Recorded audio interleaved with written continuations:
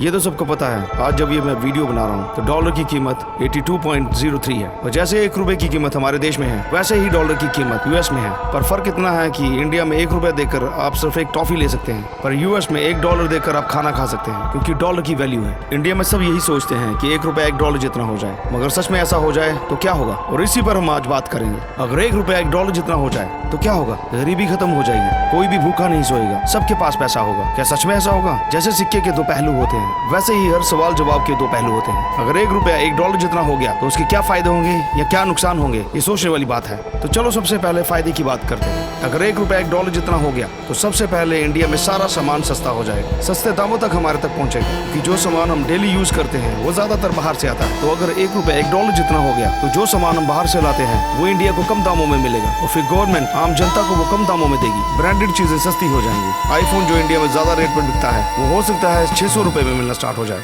India जो बाहर से चीजें खरीदता है उसमें पेट्रोल भी है जो हमें बाहर से लेना पड़ता है। अगर 1 रुपया $1 हो गया तो इंपोर्ट सस्ता हो जाएगा। जब इंपोर्ट सस्ता होगा तो ट्रांसपोर्टेशन भी सस्ता होगा। जब ट्रांसपोर्टेशन सस्ता होगा जो रोजमर्रा की जरूरत वाली चीजें हैं वो सस्ती हो जाएंगी। जब ट्रांसपोर्टेशन से एक जगह से दूसरी जगह चीजें सस्ती पहुंचेंगी तो हमें भी सस्ती ही मिलेंगी, जिससे आम जनता को और ज्यादा फायदा होगा और उन्हें चीजें सस्ती मिलना स्टार्ट हो जाएंगी। 1 रुपया $1 जितना हो जाने से सबको फायदा होगा। सबको यही तो चाहिए कि सब चीजें सस्ती हो जाए, महंगाई कम हो जाए, सारी सुख सुविधाएं जितनी भी हैं वो सारी कम पैसों में मिले। ये सब फायदे देख के तो सब चाहेंगे कि 1 रुपया $1 जितना हो जाए, पर ये भी एक रात में होने वाली चीज नहीं है, ये एक लंबा प्रोसेस होता है। बाकी ये तो थी फायदे की बात। अब नुकसान क्या होगा ये तो जान ले हम। जैसे हम बाहर वाले देशों से सामान खरीदते हैं, बाहर वाले देश भी हमसे सामान खरीदते हैं। अगर 1 रुपया $1 जितना हो गया तो जो चीजें हम बाहर वालों को बेचते हैं वो उन्हें महंगी पड़ेंगी। तो कोई भी देश हमसे ज्यादा पैसे देकर सामान क्यों खरीदेगा? वो अपनी जरूरत की चीजें दूसरे देशों से लेना पसंद करेगा सस्ते दामों में। इससे हमारा एक्सपोर्ट बंद हो जाएगा। ऐसी कंडीशन में बहुत से लोग सोचेंगे कि दूसरे देशों से सामान खरीदना ही क्यों है, हम खुद की प्रोड्यूस की हुई चीजें ही इस्तेमाल करें जो हमारे देश में बनती हैं। पर ऐसा करने से भी हमें फायदा नहीं होगा। हम अगर दूसरे देशों से सामान नहीं खरीदेंगे तो वो भी हमारा सामान नहीं खरीदेंगे। इसकी वजह से हमारा देश तरक्की नहीं कर सकेगा और हम जहाँ हैं वहीं रह जाएंगे। हमारे देश में फॉरेन इन्वेस्टमेंट बंद हो जाएगी। हमारे देश में फॉरेन इन्वेस्टमेंट का सबसे बड़ा कारण है यहाँ उन्हें लेबर कॉस्ट ज्यादा नहीं देनी पड़ती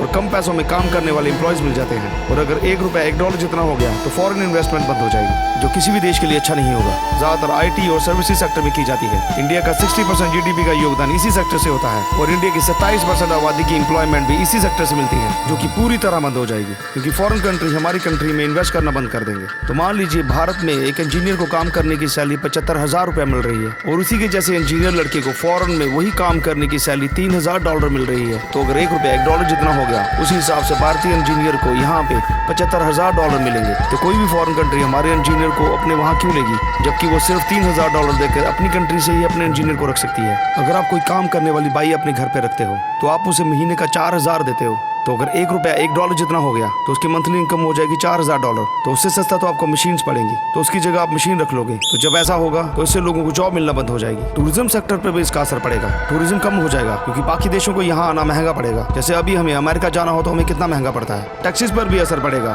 फॉरेन कंपनीज अपने सेटअप बाहर ले जाएंगी, वो इन्वेस्टमेंट भी वापस ले लेंगी, जिससे टैक्स पर बुरा असर पड़ेगा। ऐसा इसीलिए कि अगर प्रोडक्शन नहीं होगी तो टैक्स कहाँ से आएगा, जिससे सरकार के पास पैसा नहीं आएगा। जब पैसे हमारे देश में आएंगे ही नहीं तो उससे हमारे देश में इकोनॉमिक शटडाउन दिखाई पड़ेगा। जॉब की आउटसोर्सिंग भारत में पूरी तरह बंद हो जाएगी। कंपनीज जो अभी इंडिया में हैं वो इंडिया छोड़ के बाहर जाने लगेंगी क्योंकि उन्हें यहाँ प्रॉफिटेबल नहीं लगेगा। वैसे इंडियन करेंसी एक रात में बदल नहीं सकती है, बल्कि इसके लिए हमें प्रोडक्टिविटी और प्रोडक्शन भी बढ़ानी होगी। एक बात तो हम सबको माननी ही होगी, 1 रुपया $1 किसी भी डेवलपिंग और ग्रोइंग कंट्री के लिए अफोर्डेबल नहीं है। तो दोस्तों इस वीडियो से हमें यहाँ होने वाले फायदे और नुकसान के बारे में जानने को मिला, जिससे हमें ये पता चला 1 रुपया अगर $1 जितना हो जाए तो उससे देश की उन्नति नहीं हो सकती और इसमें फायदे से ज्यादा नुकसान होगा। तो आज का वीडियो आपको कैसा लगा कमेंट में जरूर बताएं और ऐसी और इंटरेस्टिंग वीडियोस के लिए मेरे चैनल को सब्सक्राइब करें, लाइक करें, कमेंट करें। शुक्रिया।